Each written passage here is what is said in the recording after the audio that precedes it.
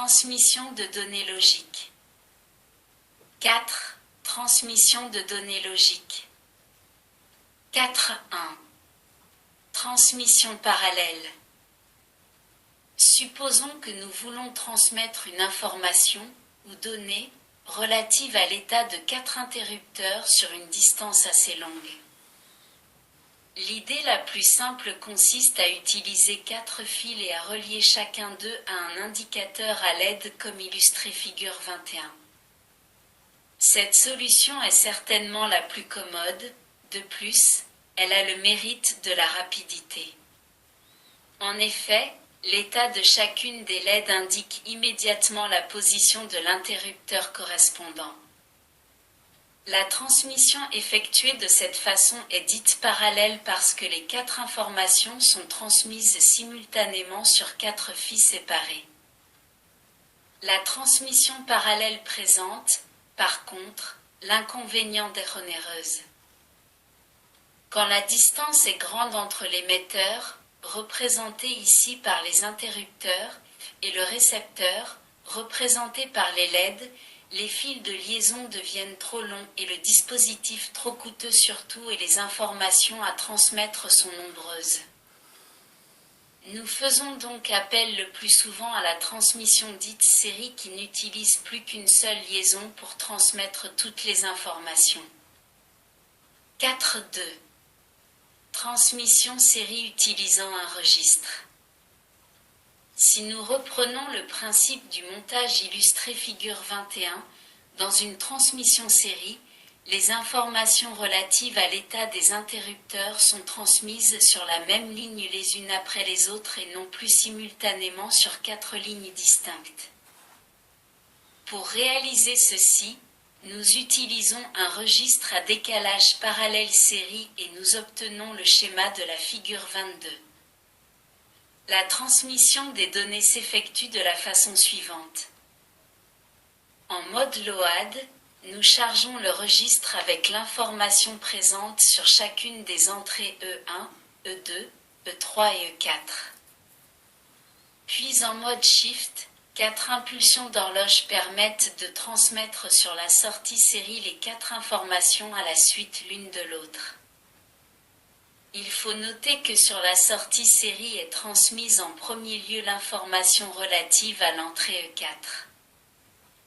Puis arrivent les informations relatives à l'entrée E3, à l'entrée E2 et à l'entrée E1.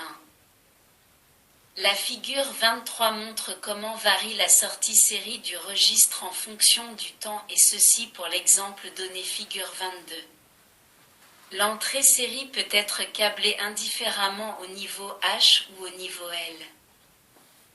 En général, l'information convertie en série n'est pas directement exploitable. En effet, la donnée relative à chaque interrupteur ne dure qu'une période d'horloge et il se pose donc un problème de stockage ou de mémorisation de la donnée. Il vient à l'idée d'utiliser à la réception un registre série parallèle qui a la fonction inverse du registre d'émission. Ce registre série parallèle est donc en mesure de restituer l'information sous la même forme qu'elle avait au départ. 4.3.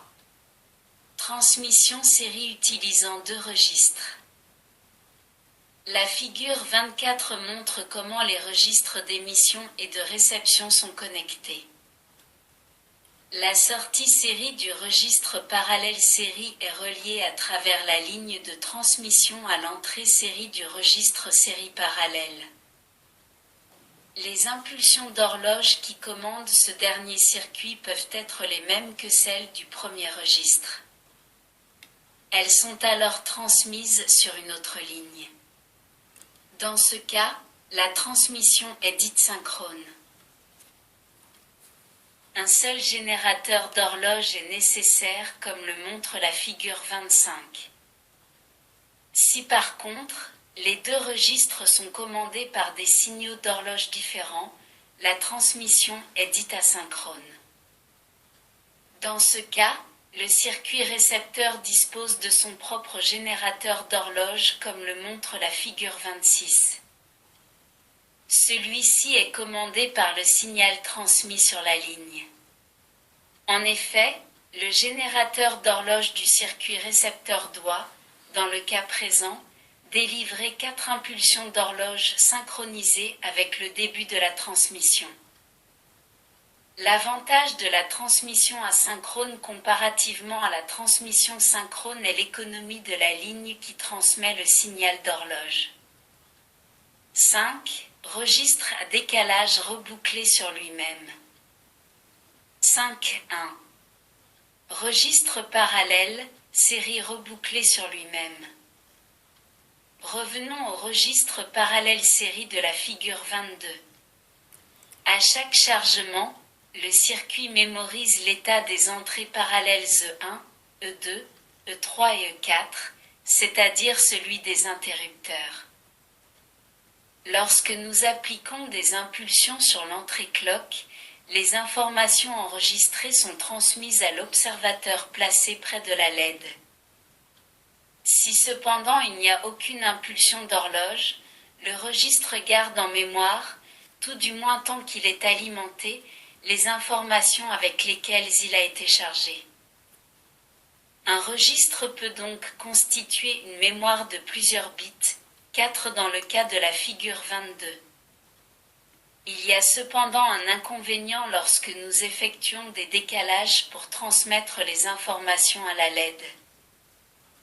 En effet, au fur et à mesure que les informations se décalent, celle présente à la sortie du registre est perdue. Donc au bout de 5 impulsions, les 4 informations sont perdues. Si nous ne désirons pas conserver les informations ou si à l'arrivée il y a un registre qui les mémorise, il n'y a pas de problème. Par contre, si nous désirons qu'elles ne soient pas perdues, il faut réaliser le montage de la figure 27. La sortie du registre se trouve reliée à son entrée. Ainsi, l'information apparaissant à la sortie et qui serait perdue à chaque décalage est ramenée à l'entrée et se trouve donc de nouveau mémorisée. Nous disons, dans ce cas, que le registre ainsi câblé effectue une rotation à droite de son contenu.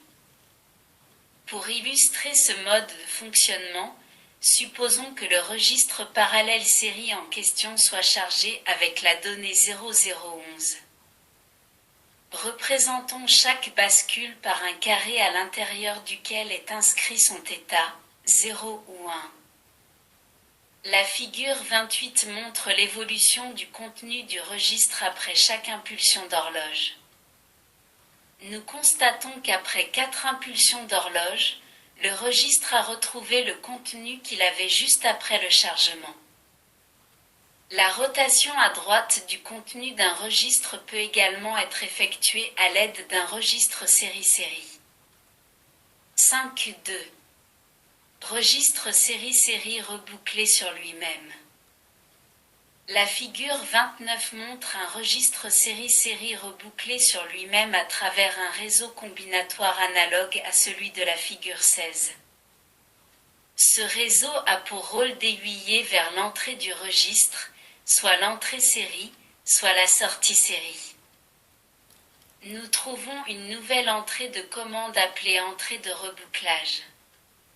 Lorsque celle-ci est au niveau H, l'entrée série se trouve reliée à l'entrée du registre à travers le réseau.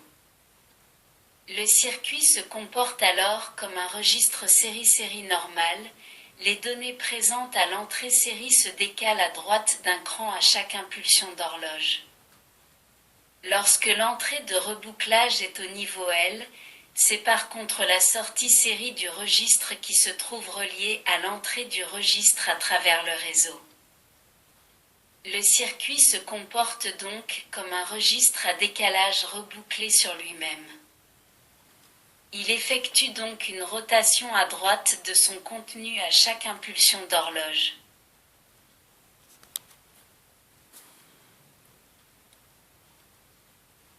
Merci de votre écoute. À bientôt.